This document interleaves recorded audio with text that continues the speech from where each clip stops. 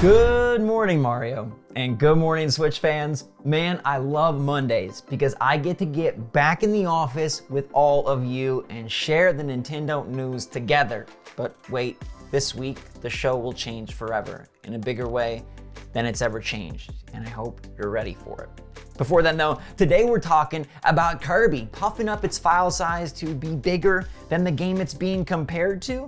A game on eShop's deciding to raise the price in a really weird move I think is worth discussing, and new comments have us looking to see if Nintendo Switch Online Expansion Pack is actually worth its price now, and I really want your opinion on this one. So what's going on, everybody? It's Zach from SwitchForce. Hope you're all having a wonderful start to your week, and if you're not, shake it off, all right?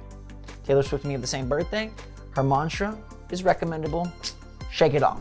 And definitely hit the like button if you guys enjoy these videos, and make sure to let me know your take on today's topics in the comments down below. Now, my take on the Lexar play card, perfection. That's my take right here. My friends at Lexar, they make the best memory card for Switch, and they're so nice. Like, I can tell you the people behind this sweet memory card are fantastic people, and that makes me feel so good about supporting them and feel so good that they support the show. So make sure to click the link in the description down below if you're looking for some extra storage for your Switch. These guys come up to 1 terabyte, but they also make smaller cards as well. So if you don't want to spend too much, you can get a smaller card that will still save a bunch of Switch games in the safest, fastest, most reliable way. SwitchForce seal of approval. I love Lexar.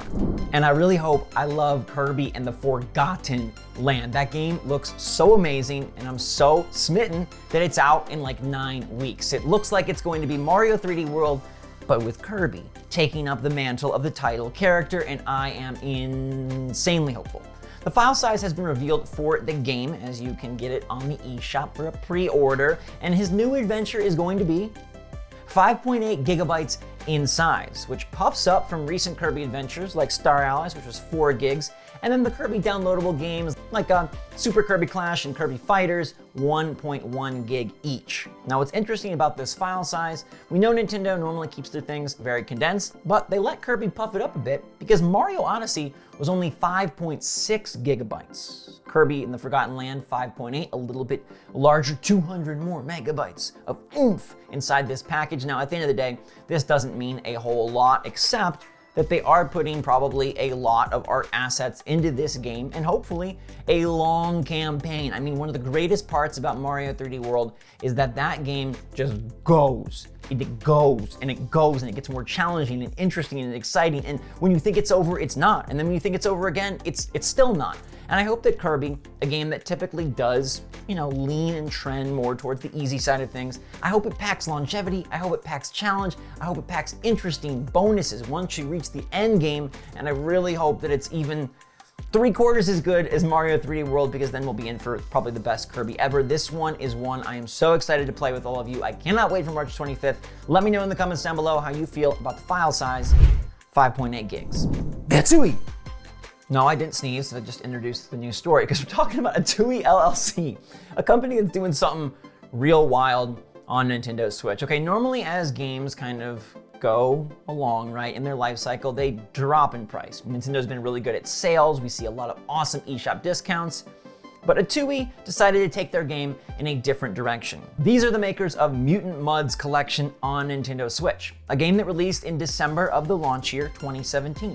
Now, it's a pretty fun throwback platformer, kind of takes the 8 and 16-bit era and then remixes them for a modern audience, but still retaining sort of that classic feel. And this collection packs in 3 games. One's like a puzzler, one's the platformer, and I think there's another platformer in there. Anyways, it got an 85 on Metacritic, a pretty impressive title, and it's $15.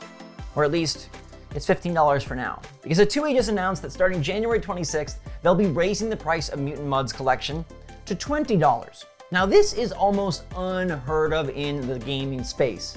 Games getting a price hike without any additional content. Like, yeah, if you're gonna package things together, bundle the DLC, sure, then the price goes up, it makes sense. The season pass is added and boom, it's a more expensive package, but nothing being added. Atui had a really interesting tweet about this, and I'd love to hear your take, how you feel about seeing a game climb in price. Atui says, why is Mutant Mudds Collection going from $14.99 to $19.99 on January 26th? because we think it's worth it.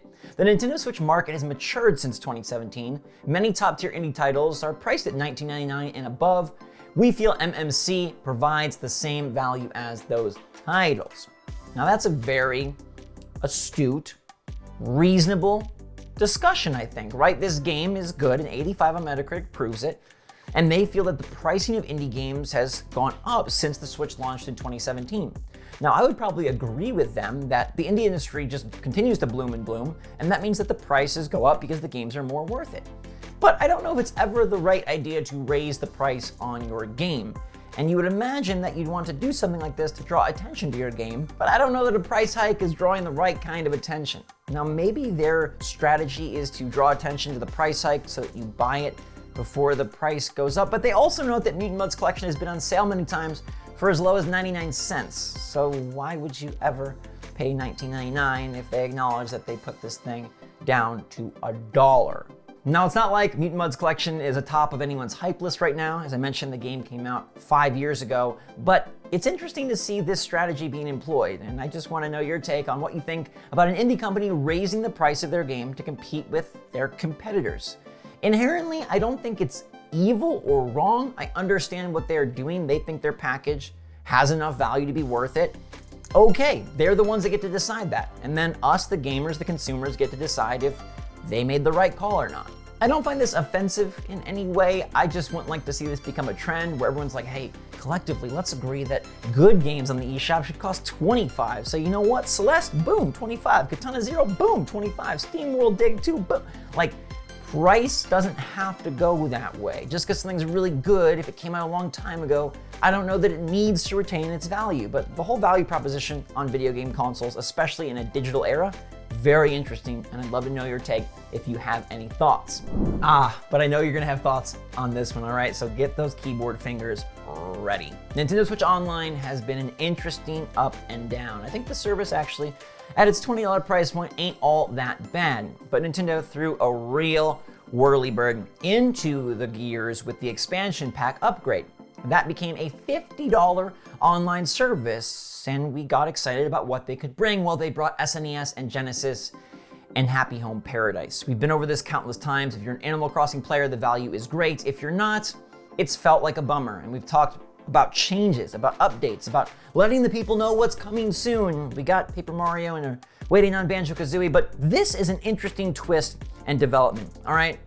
Emily Rogers is a very respected person in the insider industry space. We've talked a lot about her leaks and a lot about her thoughts on the system and its lineup. Now, she had this to say recently that I found fascinating, and I know that some of you are gonna fall on this side and some on that side, and we're gonna figure out where I fall, okay? Never understood the fuss over NSO's price. What's the issue with paying $4 per month to play NES, SNES, N64, and Genesis games? Nintendo made the correct decision to move their retro content to a subscription service. If anything was overpriced, it was the Virtual Console.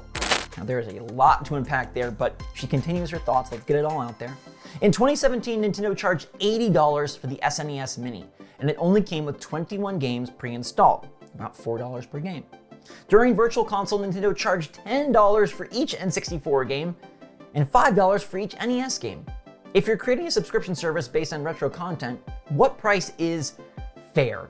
Now, I think that instantly the reaction might be like, oh my God, why are you on the side of Nintendo and their overpriced expansion pack? But I want to consider this, okay? I want to be reasonable about this, and I want to think this through.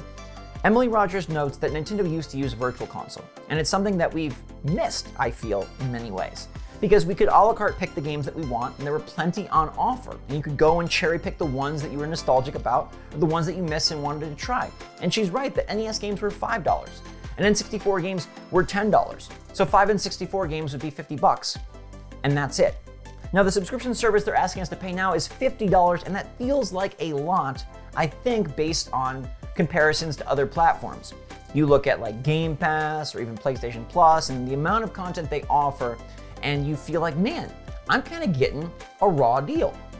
But when you break it down month by month, it's about $4 to play NES, SNES, N64, and Genesis. Now, from a subscription service standpoint, $4 is very cheap.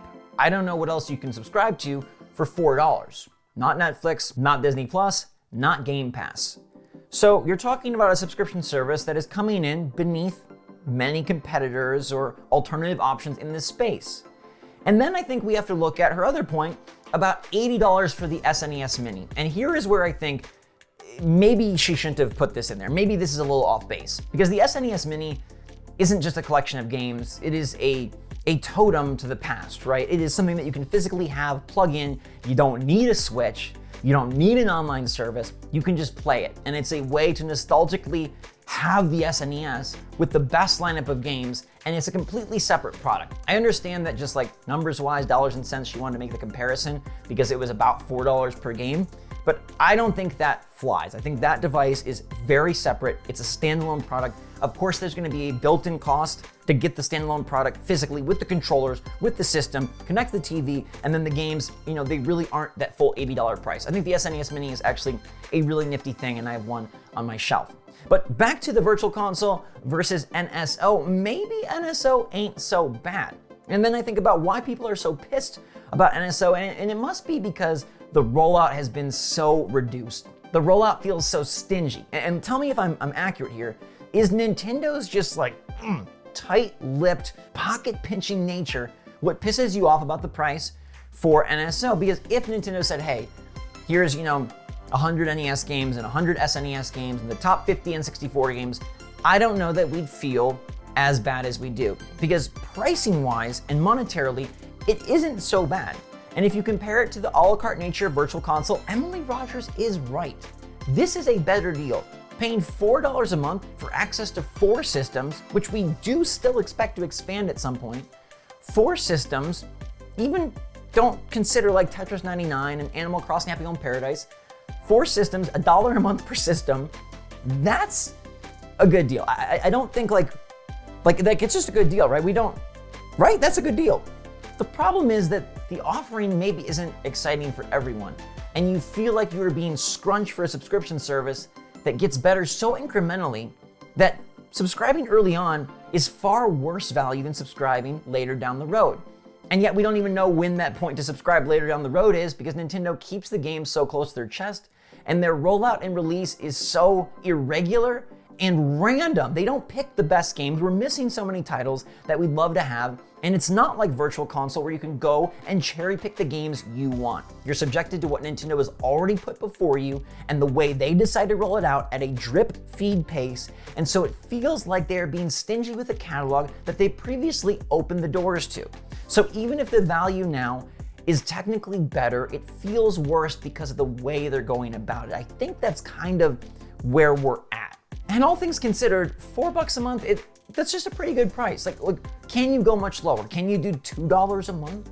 Can you do $3 a month? I mean, that's so low at that point. Think about the business side. Like, it's hard to justify something being that cheap. And I think Nintendo, they started off with online being $20, and they included NES and SNES. So it's the way that they started, and again, the way that they messaged it, the way that they handled it, it's all the stuff on Nintendo's side that really sours this deal.